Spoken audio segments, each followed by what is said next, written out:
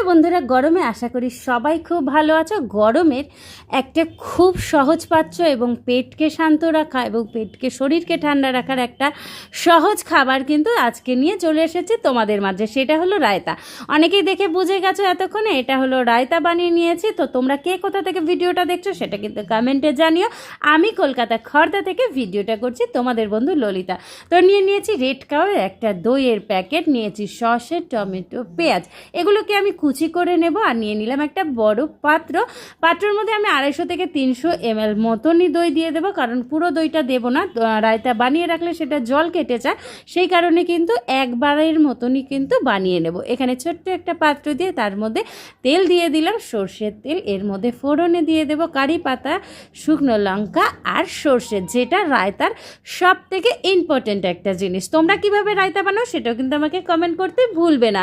আর আমার বানানো রায়তাটা কেমন হচ্ছে সেটাও জানাতে ভুলো না। কিন্তু দইটা নিয়েছি আর এদিকে সমস্ত কিছু কুচিয়ে নিয়েছে, এগুলো আস্তে আস্তে দইয়ের ওপরে দিয়ে দেবো। তোমরা চাইলে কুচনো লঙ্কা, ধনেপাতাও দিতে পারো, আমি ওটা স্কিপ করেছি, তোমরা চাইলে দিতেই পারো। অনেকেরই কিন্তু শসা দিয়ে রায়তা বানালে, শসা পেঁয়াজ দিলে তাতে জল কেটে যায়।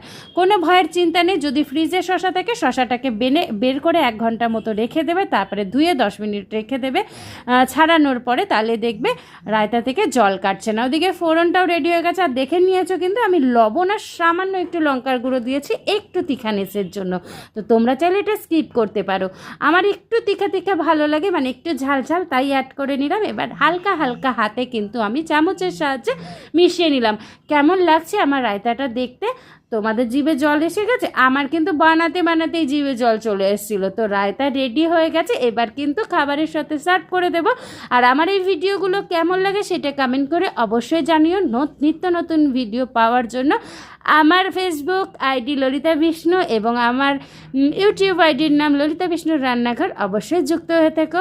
ভালো থেকো সবাই, সুস্থ থেকো, সাথে থেকো, একসাথে এগিয়ে যাব সবাই। ওকে, টাটা, আজকের মতো এইটুকু। হ্যালো বন্ধুরা, গরমে আশা করি সবাই খুব ভালো আছো। গরমের একটা খুব সহজ পাচ্য এবং পেটকে শান্ত রাখা এবং পেটকে শরীরকে ঠান্ডা রাখার একটা সহজ খাবার কিন্তু আজকে নিয়ে চলে এসেছি তোমাদের মাঝে। সেটা হলো রায়তা। অনেকেই দেখে বুঝে গেছো এতক্ষণে এটা হলো রায়তা বানিয়ে নিয়েছি। তো তোমরা কে কোথা থেকে ভিডিওটা দেখছো সেটা কিন্তু কমেন্টে জানিও। আমি কলকাতা খড়দা থেকে ভিডিওটা করছি, তোমাদের বন্ধু ললিতা।